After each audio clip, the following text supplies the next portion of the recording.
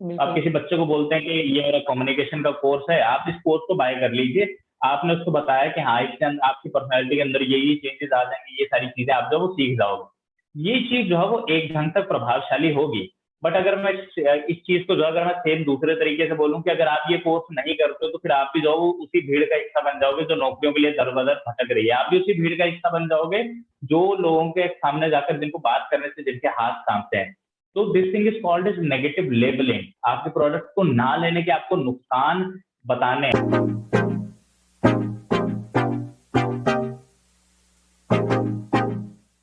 Confidence Point. Hello, audience. Welcome back to Confidence Point. And today we have with us Vinay Sharma. विनय मेरे एक बहुत ही अच्छे दोस्त है और विनय अभी सेल्स के फील्ड में काम कर रहे हैं। तो अपने बारे में खुद ज्यादा हम विनय से ही जानेंगे। हाय विनय, वेलकम टू कॉन्फिडेंस पॉइंट।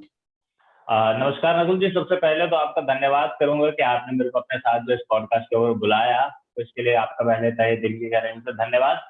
अपने बारे में ज्यादा क्या ही बताएं। मेरा नाम है विनय शर्मा और करंटली मैं जो एक सेल्स ट्रेनर के रूप में काम कर रहा हूँ। और एक हम लोग की एक छोटी सी होस्टिंग कंपनी है जहाँ पर हम लोग जो है वेबसाइट की होस्टिंग प्रोवाइड करते हैं। तो this was my short introduction. बिल्कुल।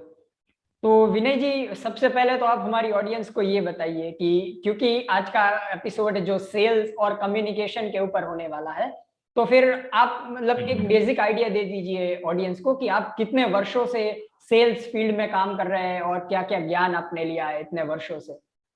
तो जैसा कि हम लोग बात करते हैं तो अप्रोक्सीमेटली 4 वर्ष तो मेरे को हो गए हैं शायद से। फॉर्मली 2017 के अंदर जो है वो काम का स्टार्ट करा था। सबसे पहले कुछ कंपनीज के साथ में डायरेक्टली फॉर्मली स्टार्ट करा, फिर उसके बाद जो एज अ फ्रीलांसर कुछ कंपनीज के साथ में काम करा। फिर जो अपनी छोटी सी फर्म जो है जब हम लोगों ने स्टार्ट करी, फिर अभी उसी के अंदर जो हम लोग कंटिन्यूसली काम कर रहे हैं। और उसके बाद में जो है अभी हम लोग क्लाइंट्स को जो उनकी सेल्स इंक्रीज करने के अंदर हेल्प कर रहे हैं। जब आपने स्टार्ट किया तब क्या जर्नी रही थी? सबसे पहले आपने किस चीज से स्टार्ट किया था? सबसे पहले तो हम लोगों ने बेसिकली ये डोर टू डोर सेलिंग हम लोगों ने स्टार्ट करी थी। उस वक्त जो है बिग बाजार के कूपन आया करते थे, आपको कूपन सेल हाँ। करना पड़ता था और इंसान को जो है डिस्काउंट मिला करता था। तो बेसिकली हम लोगों ने वहां से स्टार्ट किया था। उसके बाद में कुछ कंपनीज के साथ में एज अ फील्ड एग्जीक्यूटिव भी हम लोगों ने काम किया। तो कुछ ना कुछ वहां से लेके अभी तक जो है वो काफी सारे जो है वो डिफरेंट पर्सपेक्टिव को समझने का अभी तक मौका मिला है। तो कहीं ना कहीं बड़ा। पहले कुछ और जर्नी थी, अभी कुछ और है। अभी जमाना जो है वो डिजिटल हो गया बिल्कुल ही। बिल्कुल। मैं वहीं पर आ रहा था, तो आपने डोर टू डोर से लेके ऑनलाइन वर्ल्ड तक हर जगह पे सेलिंग की है। जी बिल्कुल। बहुत बढ़िया। तो ये एपिसोड काफी अच्छा रहने वाला है because I know Vinay personally और I know his sales skills कि इनके सेल्स के स्किल्स बहुत ही ज्यादा अच्छे हैं। तो विनय, पहले तो स्टार्टिंग में हमें बताइए कि क्योंकि आजकल most of the sales online हो रहे हैं, तो सपोज कि अगर मेरे पास एक प्रोडक्ट है and I want to sell it online, मुझे उसको ऑनलाइन सेल करना है, लोगों तक पहुंचाना है, तो क्या क्या चीजें मुझे ध्यान में रखनी चाहिए? जी देखिए, बहुत बेहतरीन सवाल था आपका। तो इस सवाल का जवाब जो है कुछ इस तरह से, देखिए दो तरह से आप जो है वो लोगों के पास में जा सकते हैं। पहला आपका रहता है पेड एडवर्टाइजिंग और दूसरा आपका रहता है ऑर्गेनिक ग्रोथ। अब हम्म। ऑर्गेनिक ग्रोथ के कुछ अपने फायदे और कुछ पेड ग्रोथ के जो है अपने फायदे। ऑर्गेनिक ग्रोथ के अंदर आप धीरे धीरे लोगों के साथ रिश्ते बनाते हुए चलिए, एक पीपल मैन की तरह एक रिलेशनशिप स्टेब्लिश करते हुए चलिए, तो वहां पर जो लोग आपको जानते होंगे वही लोग आपसे जो है वो धीरे धीरे खरीदना जो है वो स्टार्ट कर देंगे। वहीं पर हम लोगों की आती है पेड ग्रोथ। अब पेड ग्रोथ बेसिकली किधर काम करती है कि जो लोग आपके प्रोडक्ट के अंदर इंटरेस्टेड है, आप थोड़ा सा बजट लगाकर जो है उन लोगों को बार बार जो है वो एडवर्टीजमेंट दिखाते हो। और फिर वहां पर हम लोग जो है वो एक लॉ ऑफ एवरेज को लेकर चलते हैं कि हाँ, अगर हम लोगों की एड 1 लाख आदमी देख रहा है तो उसमें से अगर 100 लोग जो है उस एड के ऊपर जो है वो कोई हरकत कर रहे हैं, तो अप्रोक्सीमेटली जो है 10 लोग जो है उस चीज को जो है बाय करते हैं। वहां हम्म। पर लॉ ऑफ एवरेज काम करता है। बट यही है, दो तरीके से हम लोग जो है वो ऑनलाइन किसी प्रोडक्ट को सेल करते हैं, या तो ऑर्गेनिक ग्रोथ या तो पेड ग्रोथ। ओके।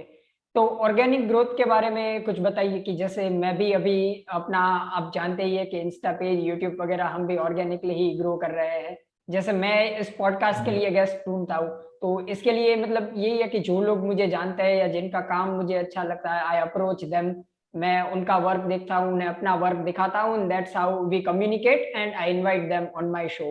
तो ऐसे ही आपकी प्रोडक्ट के बारे में ये एक चीज भी है जो हमारी बातचीत के दौरान हम एक कंक्लूजन पे पहुंचे थे पहले, कि सपोज आपका एक्स वाई जेड प्रोडक्ट है and if you want to increase your organic growth, तो आप लोगों को उस प्रोडक्ट पे या उस फील्ड में एजुकेशन देना स्टार्ट कीजिए।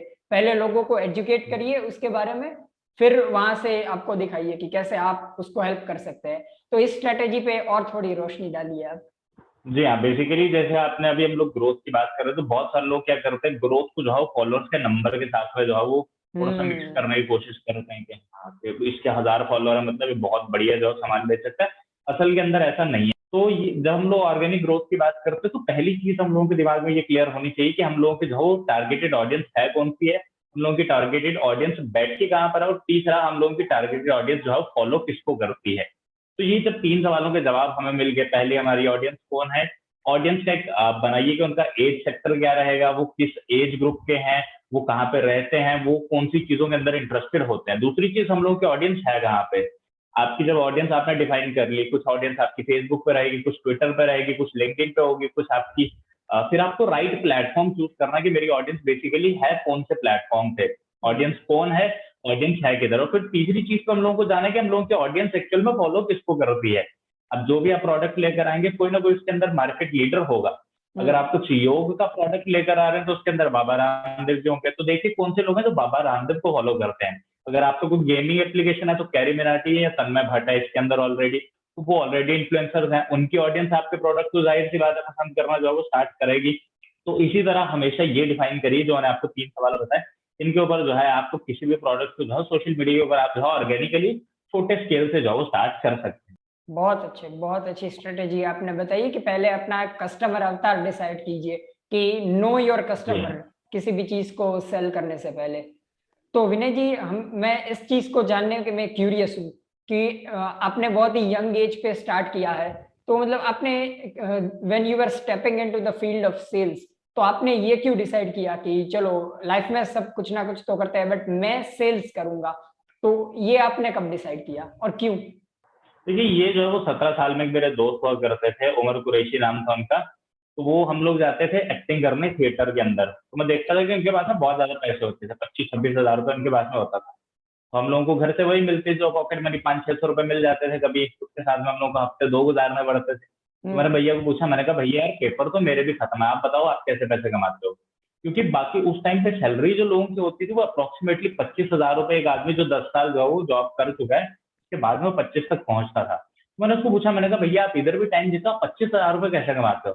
तो उन्होंने मेरे को बताया, मैं जहां जाता हूँ डोर टू डोर सेल करनी होती है मेरे को, और मेरे को जो 4 या 5 घंटे काम करना होता है, मैं इधर आने से पहले कर लेता हूँ और इधर से जाने के बाद भी थोड़ा काम कर लेता हूँ मैं। हम्म। तो मेरे को वहां से हो, मैंने कहा भैया मेरे को ले चलोगे साथ में। तो एक्चुअली में भैया ने उस टाइम पे किया क्या, भैया ने मेरे को कंपनी में डायरेक्टली ज्वाइन नहीं करवाया, भैया ने बोला कि तू मेरी आईडी से मैं बन के प्रोडक्ट बेच। तो हम्म। बेसिकली मैं उमर कुरैशी के नाम से जो है प्रोडक्ट बेचा करता था उस टाइम के ऊपर। तो वहां से जब हम लोगों ने शुरू किया, फिर मेरा एक और दोस्त आया, उसने मेरे को बोला कि यार तू ये काम करता है मेरे को भी बता। तो मैंने उसको भी काम, मैंने कहा भाई तू भी आ जा। तो उसके साथ में हम लोग 4 दोस्त आ गए। तो हम चारों दोस्त क्या करते थे, सुबह उठ के एक एरिया के अंदर जाते थे, हम हम्म। चारों 10-10 10-10 घर पकड़ते थे और थोड़ी बहुत सेल करके अपना काम हम्म। काज करके उसके बाद में शाम को फिर 10-10 करके हम लोगों ने एरिया वाइज पकड़ा होता था प्रॉपर ना। तो इस हम्म। तरह से हम लोग जो है वो करते थे स्टार्टिंग के अंदर।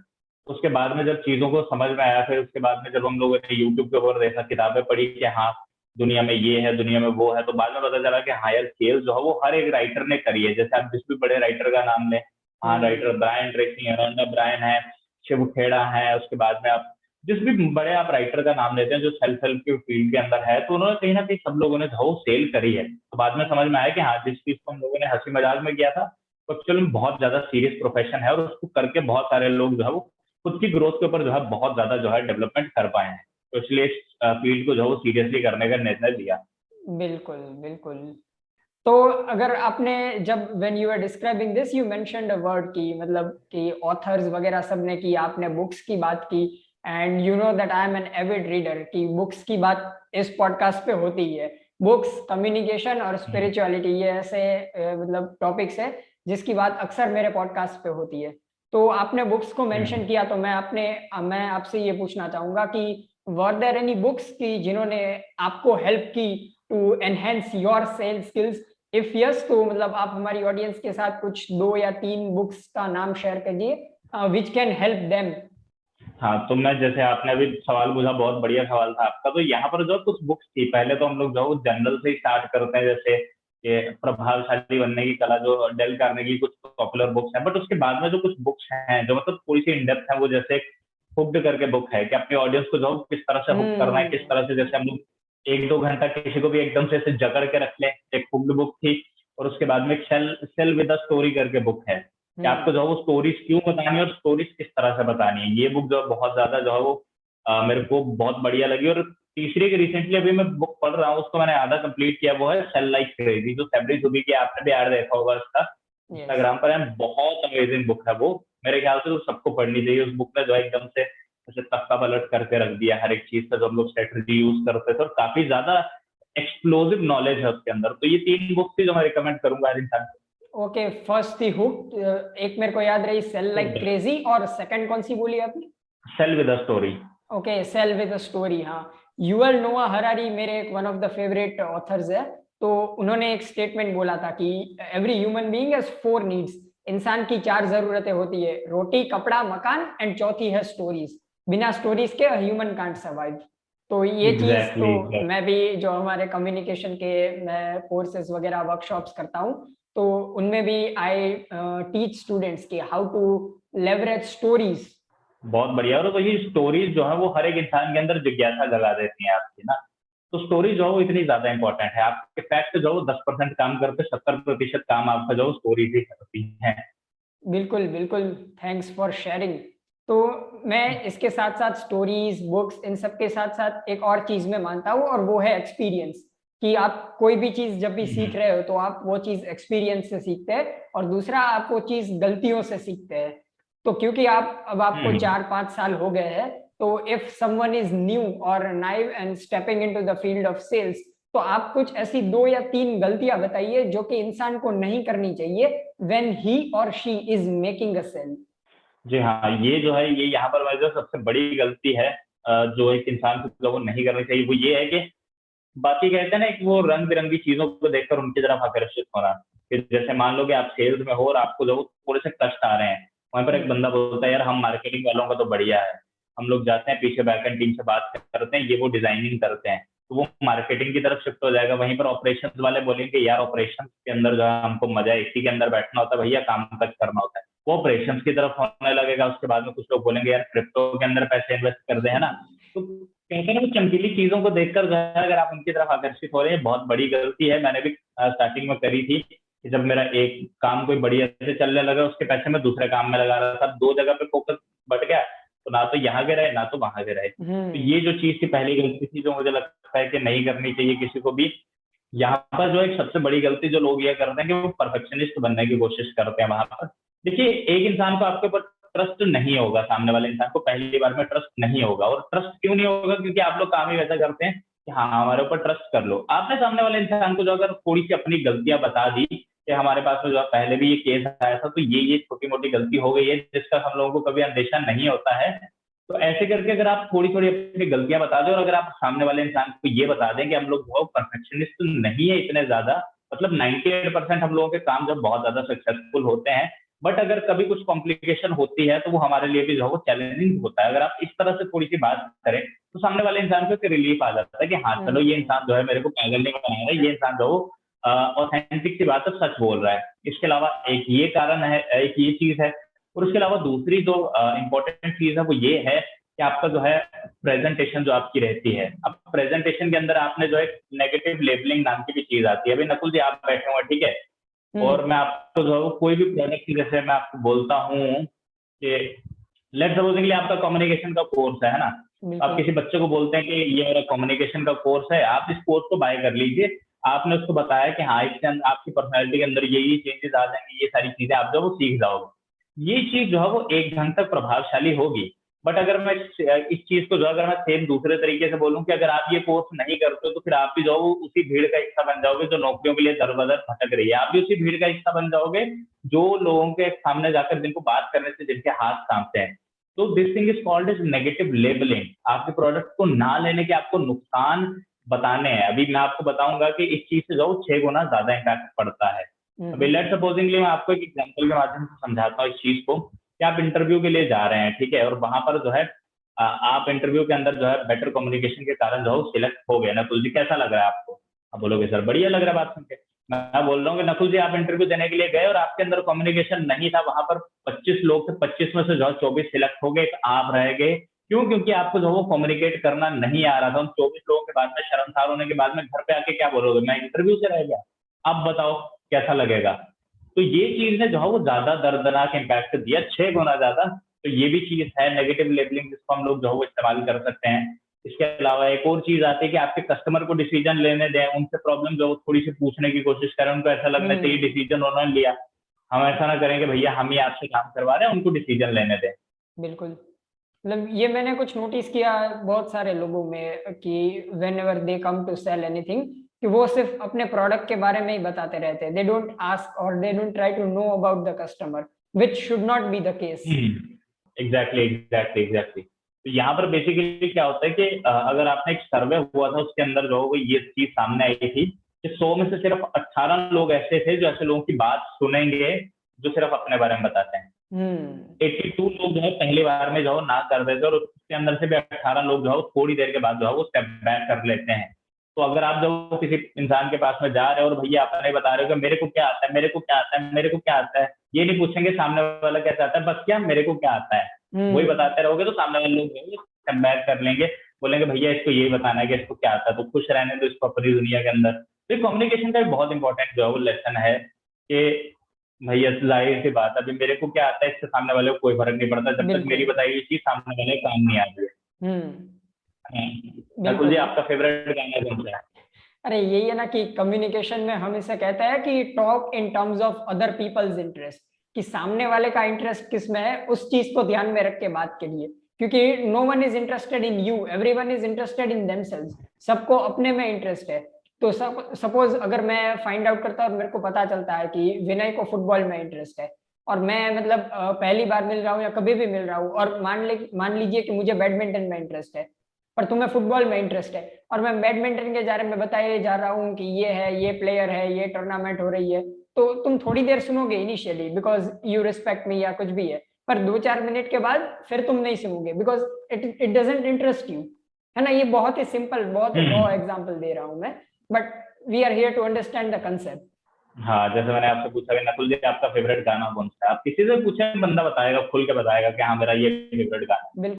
और एक और चीज जो आपने मेंशन की परफेक्शनिज्म के बारे में, तो ये भी मैं बताना चाहूंगा कि कि अगर आप ऐसा बताने की ट्राई करते हैं कभी भी कि आप परफेक्ट है, तो लोग आपको एलियन समझने लगते हैं, they don't relate with you. और कोई भी इंसान आपसे प्रोडक्ट या कुछ भी चीज तभी खरीदेगा when they can relate with you, so chances are के they won't buy from you. तो ये बहुत ही इंपॉर्टेंट पॉइंट आपने शेयर किया था। बट अब हाँ यार, क्योंकि हम सेल्स की बात कर रहे हैं, तो बहुत ही सबसे इंटरेस्टिंग पॉइंट जो ऑडियंस सुनना चाहेगी आपसे उस पर आते हैं, और वो है कि अब ये प्राइसिंग के बारे में हम बात कर रहे हैं कि सपोज आपका प्रोडक्ट है 5,000 रुपए में आप बेचना चाहते हैं, कस्टमर बोलता है नहीं नहीं 4,000 मिलेंगे, तो वो नेगोशिएशन कैसे करें, नेगोशिएशन स्किल्स, उसके बारे में आप हमें बताइए, क्योंकि I think that this can be the most interesting topic which our audience would like to no.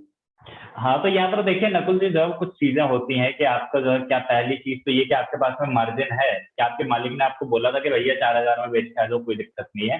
तो वहां पे केस एक ये होता है, या तो प्रोडक्ट आपका है ही एक्सक्लूसिव उसी प्राइस रेंज का, तो तीसरी चीज है आप प्राइस से घटना नहीं चाहते। तो मैं तो ये बोलूंगा कभी प्राइस से मत घटिए। मैंने आपको 5,000 का दे दिया और मैं किसी और को जाके 4,000 का दे रहा हूँ, मैं आपके साथ भी गलत कर रहा हूँ और खुद के साथ भी गलत कर रहा हूँ, सिर्फ उस आदमी के साथ सही कर रहा हूँ। तो ये चीजें होती हैं। तो कभी पहली चीज तो ये कि प्राइस से कभी नीचे ना आइए। जब सामने वाला बोलता है कि भैया 5,000 कहता सही सही लगा लो, तो जब भी कोई ऐसा बोलता है सही से लगा लो, मैं सर मतलब समझा नहीं मैं, कहते सही से लगा लो मतलब थोड़ा कम कर लो, मैं सर मतलब थोड़ा बताएंगे आप, तो थोड़ा सा जिज्ञासा से हो जाओ कि भैया तेरे को क्या लगता है कि इस प्रोडक्ट के अंदर कम होने का स्कोप है, और इससे कम और क्या ही करे। बट हाँ, इससे कम तो नहीं कर सकता, बट मैं अपनी तरफ से कुछ एक्स्ट्रा दे सकता हूँ। अगर आपके पास में स्कोप है कि भैया अगर आपके पास में 1,000 रुपए का मार्जिन है, तो भैया 50 रुपए का चॉकलेट बता दो, बट प्राइस को कम मत करना।